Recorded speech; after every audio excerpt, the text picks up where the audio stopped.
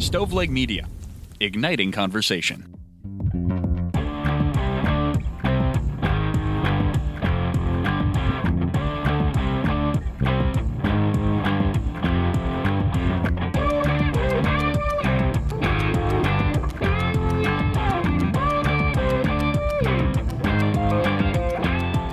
This is True Crime Cast. Jamie with John. What's happening?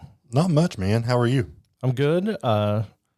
You and I had a long conversation before recording today about whether or not we had recorded this case, and I feel like my head is in a fog. Yeah, I feel like we have covered this before, but only to learn that, like, we're going to be talking about a doctor who hurt people, like, to the point of death, murder. There's a lot of doctors that do this. Yeah. I'm surprised. I'm like, oh, okay. We've covered the one outlier, right? No. There are multiple. It's so common. That's why the Dr. Death series has so many different seasons. And when my brain's in a fog, John, I have one place to turn. You know where that is? It's Magic Mind, because my mind is not in the fog. Did you just forget to take it this morning? I did forget it today. I usually take it in the morning to get my day started. Sometimes I take it in the afternoon for an extra energy boost that's not filled with caffeine. And when I work out occasionally, because my body doesn't hold up as much, I usually take it as a pre-workout to make sure I have the energy to get through that. So clears up my mind, gives me the energy to get through my day. And our listeners get a special discount if you go to magicmind.com/VIPJandJ20 and use code VIPJandJ20 for 20% off Magic Mind. And that'll get your head out of a fog and hopefully help you to avoid finding doctors like this one. Dude, and yeah, you guys do need to buy this stuff. It is awesome. It helps me not crash, and it helps me think a lot clearer. Jamie, I hope that you can pull it together this morning, and I'm sure you will. You always do. I think I will. And speaking of giving things some thought and thinking clearly, let's give this review some thought. Okay. It came in a 5-star review. This comes from WA's number one driver. I would have assumed that was Washington's number one driver, but this is from Australia. So somebody help me out there. It says, always love this podcast, but the intro music is so unfitting. Can you change it? And that came in recently? Yeah, that was just a few days ago. But here's the thing. Who knows what episodes they're listening to? Are they listening to the middle part of our 7-year run where the music doesn't fit? And we agree, and we changed it. Yeah. What is she talking about right now? I think it's pretty recent.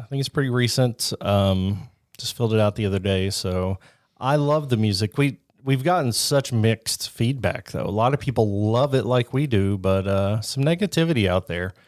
We have no plans to change it. Sure, we can. We can do a different song every episode if we want, but we got a lot to do. We got a lot we're working on, and don't think we'll be changing it soon, but we do appreciate the feedback. If you have feedback about the music, good or bad, you can leave that in a 5-star review too. Oh, I was going to say, we have a special email address for you. It's whocares@. I want to hear from you, man. I'm kidding. truecrimecast@gmail.com is where you can send that. And both ways, reviews and emails, are a great way to recommend cases. And this one came in highly recommended from many different people, but like we said earlier, it seems like we have covered a Dr. Death or an Angel of Death before, and you and I were going back and forth of, well, what about this one? And I was like, oh, that's Donald Harvey, and what about that one? That's Michael Swango. It's so many different ones that we've covered, and we haven't even covered them all. We haven't, and we're going to get to this one, but you mentioned something negative. I got something positive. We have 3 people that we need to thank for joining Patreon recently. And that is Tammy, Jason, and Mark. All 3 of those folks joined a tier, the $3 a month tier. And Tammy, Jason, Mark, and everybody else over on Patreon, you get a bonus episode each and every month, only available to Patreon members. And you get our other content a little early and ad-free. Yeah, so go check that out. And we'll make sure we're keeping that up to date. And people are usually, it goes right in your feed too. You don't have to go to Patreon anymore. It goes right to your podcast feed wherever you use it. So it's not an extra headache for you to get those early ones. Ooh, I learned a little secret the other day, Jamie, about Patreon. Okay. So if you sign up on your Apple phone, then Apple has to have their slice of the pie. So they're going to charge you a little bit more than the $3 a month level because of you using their phone as a platform. But if you sign up and sign up on your PC, they're not going to charge you for that. I don't know if you can still use the RSS feed like Jamie was just talking about, but I'm pretty sure you can. But you may save a buck or two with doing it that way. Just try it if money's tight and you still want to sign up. All right, guys, we appreciate that. And like we said, it's a ton of content over there. We try to do as much engagement as we can, and we'd love to catch you over there too. Jamie, we have another doctor that we need to talk about. Why don't you get the ball rolling? Few doctors have had a bigger impact on British medicine as a man named Harold Shipman, and that is not a good thing.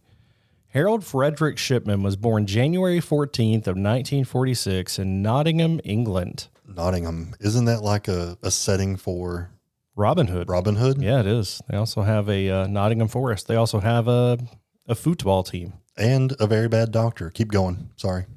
He came from a working class family where his dad was a truck driver, which over there they called them lorry drivers, and his mother stayed home with the children. Shipman was a middle child and by all accounts was his mom's favorite. I know you're not supposed to have a favorite kid. I don't know. You probably do. He was a bright one and his mom never let him forget how smart he was. She was constantly building him up. And some people believe that she puffed him up so much, she gave him kind of a superiority complex. And a lot of arrogance came with that. And for those reasons, he ended up having social issues and was often a loner. When he was just 17 years old, his mother was diagnosed with lung cancer, and he willingly oversaw her care, which included administering morphine to help alleviate her pain and suffering. That's a lot for a 17-year-old to take on, to be responsible for the care of your mom. Vera died on June 21st, 1963, which left Shipman absolutely devastated. Aside from his mother's death, Shipman's upbringing was fairly unremarkable. Caring for his mother sparked him to go on to pursue medical school. He was admitted to Leeds University Medical School, and while there, he met Primrose May Oxtoby. And God only knows if I've said that English name correct. I'm sure Joe will correct me if I said it wrong. I think you got Primrose right. That is Katniss Everdeen's little sister. What are you talking about? Hunger Games, man. Oh, okay. Was that set in England? It's a book. No, it's set What is a book?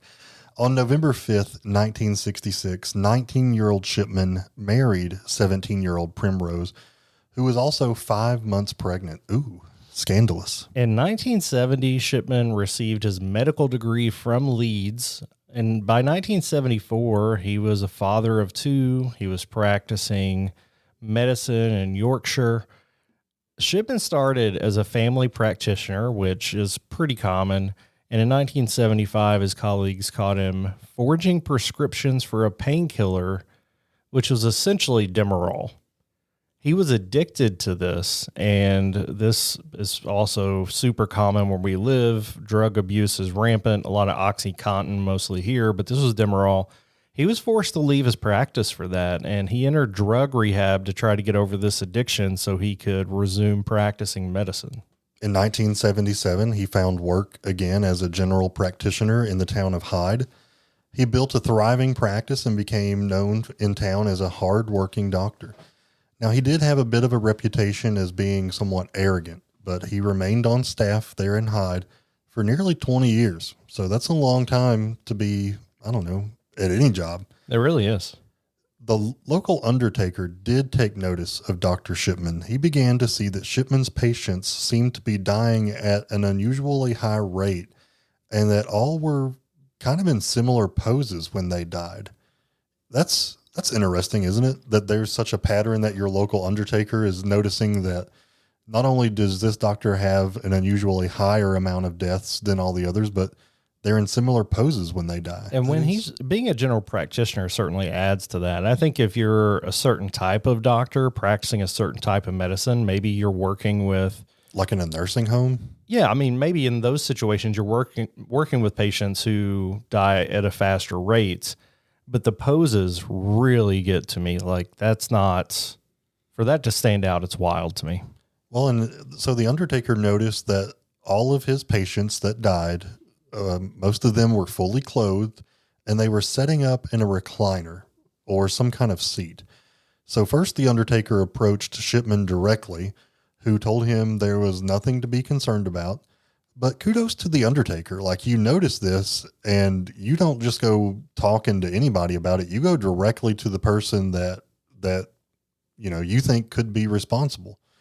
That's a good thing. We don't see that a lot anymore. It is, and I assume this high number of deaths meant that the Undertaker got more money. So yeah, he's looking to do the right thing despite his financial risk. Is he? Or is he like, hey man, I'm the only one noticing this, so ramp it up over there? Oh, that's a good point. I was thinking he was trying to stop it, but maybe he's wanting to get in on it. You're right. I'm being facetious. So eventually another colleague, Dr. Susan Booth, also found that there were similarities and they were disturbing. And she alerted the local coroner's office, who then contacted the police. So now this is escalating and more eyes are being brought in to see what was going on. Again, this is in the late 90s by this point. And in March of 98, another practitioner in Hyde, Dr. Linda Reynolds, expressed her concern to the coroner over this high death rate for Shipman's patients. In particular, she noticed the large number of cremation forms for elderly women that he was having countersigned. So he was essentially, if you think about cremation and how that's often involved in legal cases, a lot of times it's trying to cover up evidence or avoid an autopsy. And he was definitely having a large number of individuals cremated. So when the police were contacted, they did a brief investigation, but they found no wrongdoing from their end. Now, I wonder how much of this is police officers not really understanding the medical procedures and knowing why things are off. Of course, they know the law, but do they know what the certain procedures and classifications and paperwork mean? I think that could be a barrier here. But they did, even though they cleared him, not contact the General Medical Council or check any of his previous records to see if there had been other complaints. And this would have shown that he did have those previous issues with Demerol and that he had been fired before. So if they were able to find that, potentially they would have dug a little bit deeper and been able to find something. But since they didn't find anything, they closed this investigation in just about a month in April of 1998. Well, in August of that same year, there was a cab driver named John Shaw, and he told police that he suspected something fishy was going on with the doctor.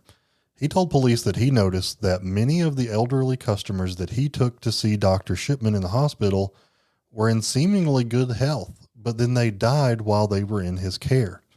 So on June 24th, 1998, 81-year-old Kathleen Gundy was discovered dead in her home only hours after Shipman had been there to visit her. Kathleen was a healthy widow who lived an active lifestyle, and she was even once the mayor of Hyde. Shipman was the last person to see her alive, and he later signed her death certificate recording the cause of death as old age. Kathleen's daughter was a lawyer named Angela Woodruff. One of Angela's colleagues told her that her mother had apparently made a will and doubted its authenticity. Shipman also insisted that Kathleen did not need an autopsy. So this will, man, like, what's up with that? Yeah, I mean, if he caused her early death and if he somehow worked himself into the will, then that raises all kinds of suspicions, I would think. And anytime somebody suggests there's not an autopsy, red flags go up for me. But it's probably just because we talk about death a lot. So Angela decided to look into it, and she saw that the will excluded all of Kathleen's children, including Angela, and left 386,000 pounds to Harold Shipman. That sounds like a lot of money. I've never had a doctor that I loved so much that I would take my children out of my will and sub in my primary care physician. I'm also not 86 years old, but I still can't imagine that. How much do you have to hate your children to love your doctor that much that you would leave everything to the doctor? Well, I think it's so illogical that's why it raised so many flags here. And that is, I mean, not that a pound is exactly $1, but it's close enough. Maybe that's $350,000 or something like that. Angela went straight to the police and they started an investigation as to A, how her mother passed, and B, how this will was changed. And again, the colleague of Angela thought that it was not above board, shall we say. So they ended up exhuming Kathleen's body, and they found traces of heroin, which is often used for pain control in terminal cancer patients. Shipman claimed that Kathleen had been a heroin addict. He showed them the comments he had written on his medical journal about her case, and the police investigation showed that these notes were actually written after Kathleen's death. So things are really starting to stack up against Shipman here for showing that there was something nefarious in Kathleen's death. And after we get back from the break, we'll talk about Shipman being arrested and the investigation into his wrongdoing.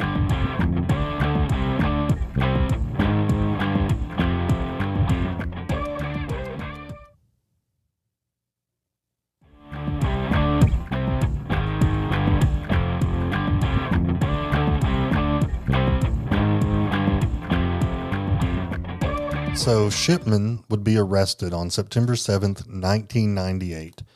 After his arrest, investigators discovered that he owned some kind of typewriter that was the one that was used to type up Kathleen's fake revised will. So yeah, it's not a good look if they can verify that you own the typewriter that typed up the last will and testament of one of your patients. Some journalists theorized that Shipman forged the will in order to get caught because he had lost control of his life, or another likely scenario was because he had planned to retire when he was 55 years old. He wanted to take the money and leave the UK.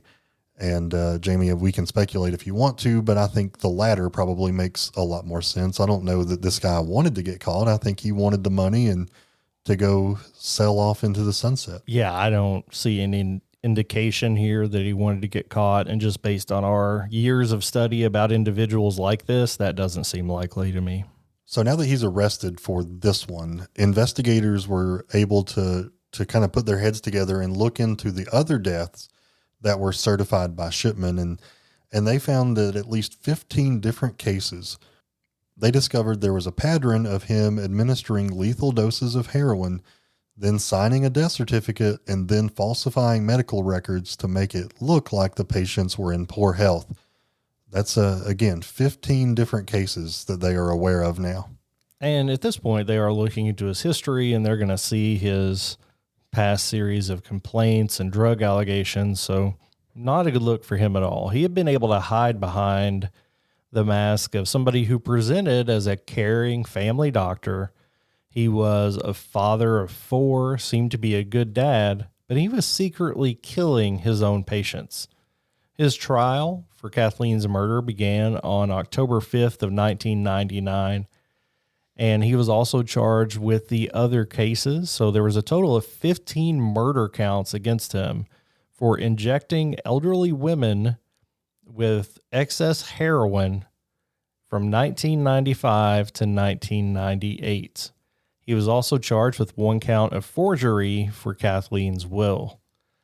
The trial took about 3 months, and in January of 2000, after we all survived Y2K, after 6 days of deliberation, the jury found Shipman guilty on all 16 counts.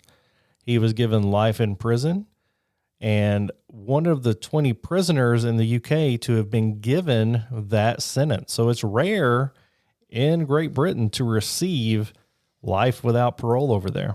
I didn't realize just how rare that was over there. That's interesting to me. I feel like we hand that out like candy over here and see it as a victory instead of a death sentence.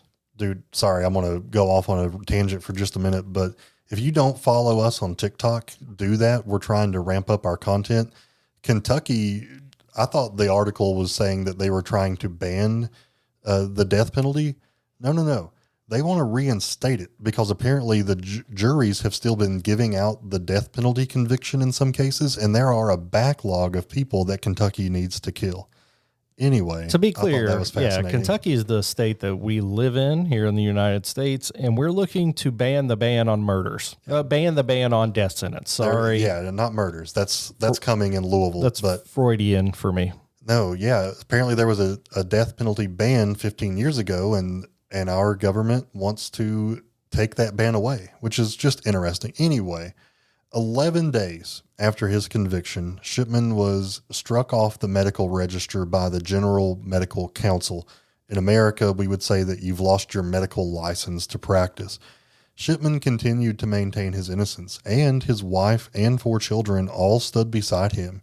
They've never made any public comment about the case.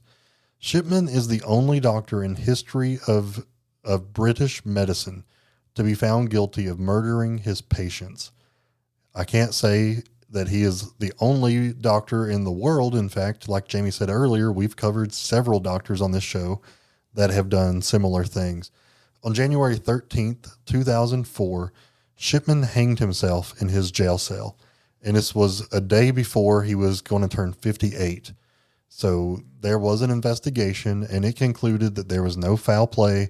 This was done by his own deed and will, and yeah, he's no longer with us because he took his own life there in 2004. Yeah, I think we're reaching the threshold of using the word plethora in the number of medical care professionals that have decided to take lives into their own hands. Some of them legitimately because they think they want to provide mercy, but many of them for selfish, often financial motives. Some of the families of the victims felt like Shipman hanging himself cheated them out of ever hearing a confession or him giving answers as to why he killed their loved ones. Because the only will that we saw him tamper with or financial gain we saw him up for was in the murder of Kathleen. Some newspapers called Shipman a cold coward and condemned the prison for allowing him to take his own life. The Guardian, which is a publication, ran an op-ed by a former inspector of prisons that suggested that the UK do away with the life imprisonment sentence and replace it with indefinite sentencing. John, do you have any idea what that difference could be between life imprisonment and indefinite sentencing? Yeah, I mean, they sound similar to me. Is there like a minimum or like a maximum cutoff in the indefinite? So to me, it sounds like it's semantics. Instead of saying you're going to spend an entire lifetime in prison, you're going to be in prison till you're not with us anymore. It's almost like, because the families felt cheated because he didn't serve his full sentence. Now you're saying, well, he would have fulfilled his whole sentence. It was just indefinite. I tell my kids, like, I've got a kid grounded from a phone right now, and I do plan on giving it back, but I don't know when. So I could say technically she is grounded from her phone indefinitely. I like that. I like the phrase indefinite. And the person who wrote this article in the Guardian. Sorry. It's basically like a parent saying, until I'm ready, until I say so. Yeah. Sorry, I didn't mean to cut you Until off. I have decided I'm calm enough to give it back. This article argued that this would also perhaps give inmates a sense of hope of potentially getting released someday and reduce the risk of them taking their own lives. I don't know if I buy that as much. I feel like people know what that sentence would imply, and I don't know that it's going to change their actions. I do know that suicides in prisons, it's funny, John, since we've been doing doing more and more TikTok, I keep finding myself trying not to censor myself, because on TikTok, you can't say killing, shooting, suicide, murder, sex. You said pew-pewed the other day, and I thought I respect him a little less now. I rolled my eyes. I don't like that. There are truths out there, TikTok, if you're even still around to hear this. Anyway, I don't think. Oh yeah, in our country, there's a scrutiny on suicides in prisons because now there's so much suspicion about conspiracies that they're not actual suicides, that we're shutting people up. So I don't think that was implied here, but it is certainly. And this was 20 years ago. It's a topic that continues to raise issues in America, at least. There was no motive ever listed, but he had told an officer that he was considering taking his own life to make sure that his wife would still get a pension. She would lose it if he lived past the age of 60, which is, I don't know, an interesting set of legal parameters for him to get his National Health Service pension sent to his wife. Some people at the prison noted that it looked like his wife, again, he was still married to Primrose, was also starting to doubt her husband's innocence. So maybe he was taking his own life before she had turned against him. At one point before his death, he allegedly received a letter from her saying, "I want you to tell me everything, no matter what." So this is 6 years after he was accused. He's been in prison for 5 of that. So she had stuck with him firmly up until then, but she's starting to ask those more accusatory questions.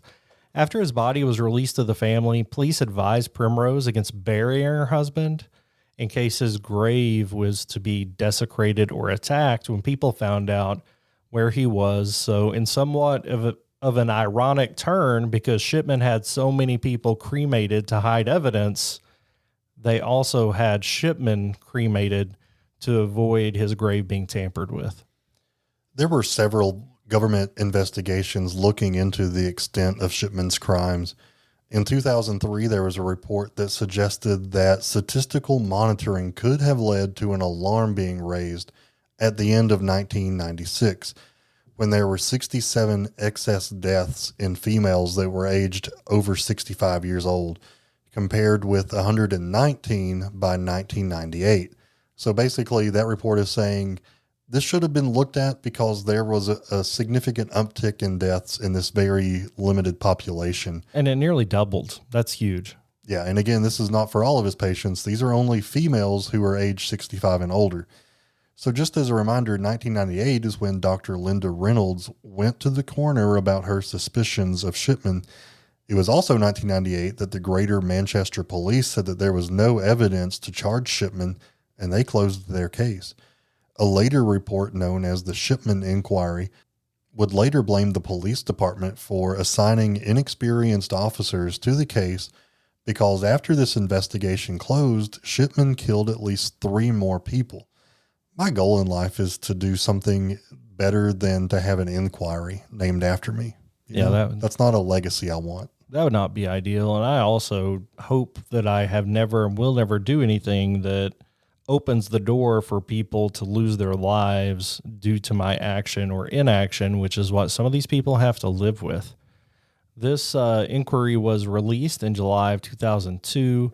It concluded that Shipman had killed, wait for it, John, he was charged with how many? You remember that? 16 total? Yeah, 16 total victims and some forgery with the will, but they concluded that he had killed at least 218 of his patients. Now, that is over the course of 20 years of practice from 75 to 98, so a little over 20 years. The judge who submitted this report admitted that many more deaths of a suspicious nature could not be definitively connected to Shipman. So this isn't one of those situations where we're saying up to 218. They're saying we know of 218, but there could be a lot more. In the judge's 6th and final report, which wasn't released until January of 2005, she reported that she believed that Shipman had started killing even before 1975. She thought he might have killed 3 patients, including a 4-year-old girl, even before that. This report said that 459 people died under his care in his entire practice from 71 to 98. It's uncertain how many of those precisely were murder. since he was the only doctor to certify those deaths. We know it's at least 218. The kind of rough estimate that's accepted around the case is about 250. In most of these cases, he injected the victim, typically elderly and female, with a lethal dose of heroin and then signed the death certificate saying that the cause of death was natural. But his motives, if there are any, are really unknown. He has been speculated to been trying to avenge the death of his mother, but I really don't know. Feels like a reach. Others have theorized that he may have been doing, or at least he felt like in his mind he was doing a service by removing older people from the population, or maybe even like helping them at their last days to not be a burden to their families, to just kind of do what's called a mercy killing. But, we know that Kathleen reportedly was in good health, right? So is that really the motive? I don't know that we know, and I don't know that we'll ever know. He also listed old age on her certificate, and she was 81. I mean, that's no spring chicken, but especially, in the late 90s, even, that wasn't old age, I don't think. It depends on each person. Like my grandfather in his late 60s was elderly. Like he couldn't do anything. My grandmother, she's in her early 80s and she's fine. Like she's probably going to outlive me at this point. So it depends on the person. But nonetheless, despite Kathleen's will forgery, it never looked like he was doing anything for financial gains in the other cases. But for Kathleen's, it seemed like that was the case.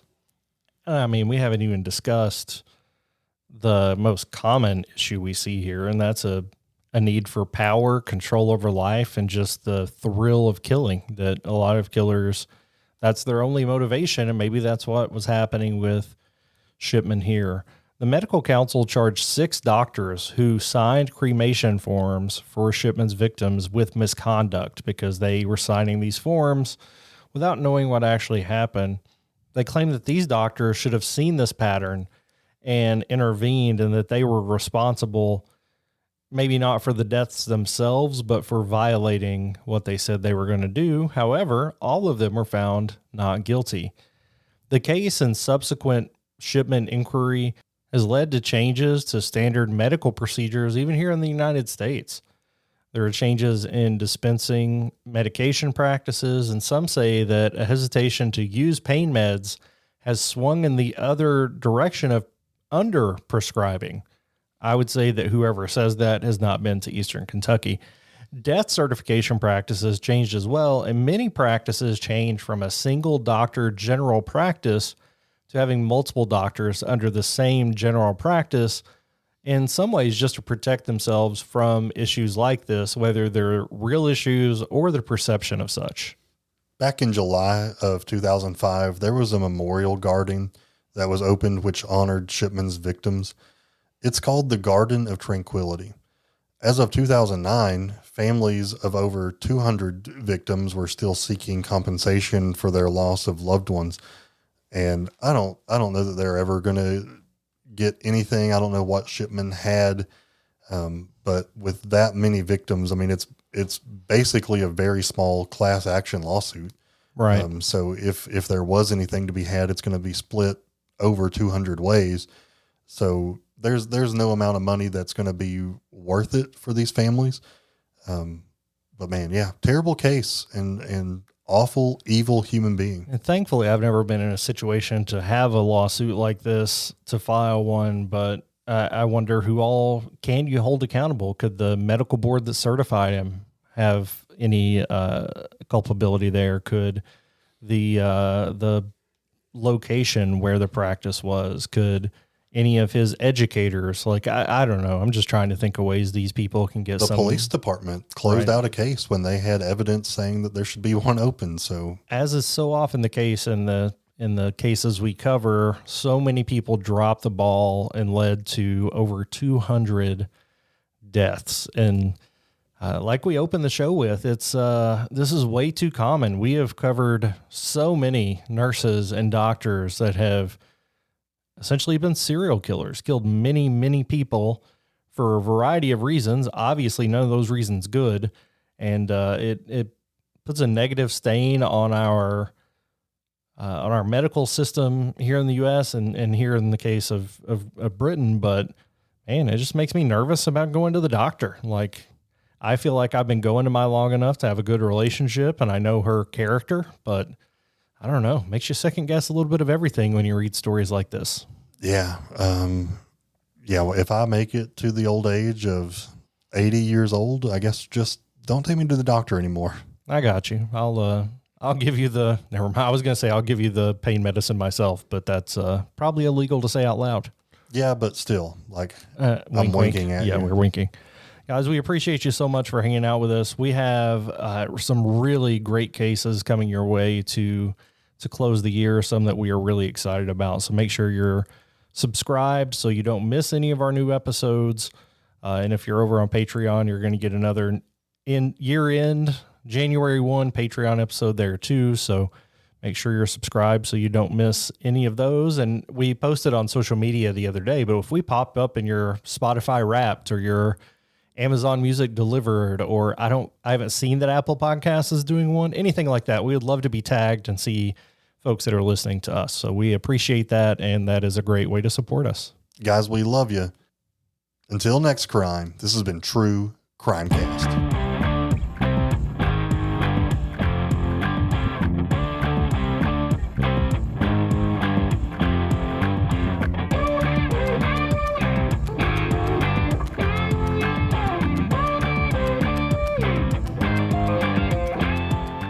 You've listened to True Crimecast, distributed by Stoveleg Media.